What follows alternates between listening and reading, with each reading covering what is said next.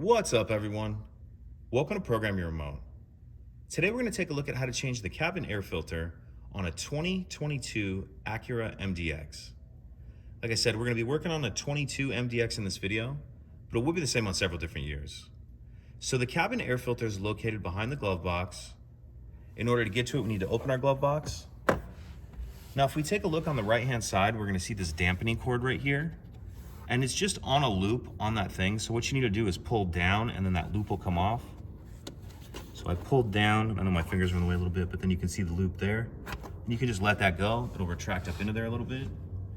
Once that dampening cord's off, what we want to do is push in on both sides of the glove box, and it's going to allow it to come down just a little bit. Push in, and that'll come down. Now if we take a look up in here, and we see this item right here that says airflow on it, that's the access door to the cabin filter.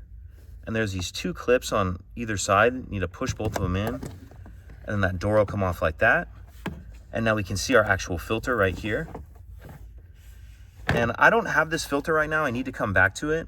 But I just want to point out, when you put your new one in, make sure you're paying attention to this airflow. And you want the airflow going down. So when you have your new filter in there, go ahead and throw this door back on. And again, pay attention to this door. You want the airflow on the access door going down as well. Clip that access door back on. And the trickiest part of this whole thing is probably getting that dampening cord back on. And what I found makes it a little bit easier is if you pull it out and then get yourself a screwdriver, you can put it through that loop, and then it'll allow you to pull out, and it's just a little easier to hold. And then go ahead and shut the glove box. And now what we're gonna do is we need to put this loop back on this piece right here. So you can put it down there. And I know this is difficult to see because my finger's in the way a little bit, but I'm gonna use that screwdriver just to help kind of guide it and push it around that little piece, like that.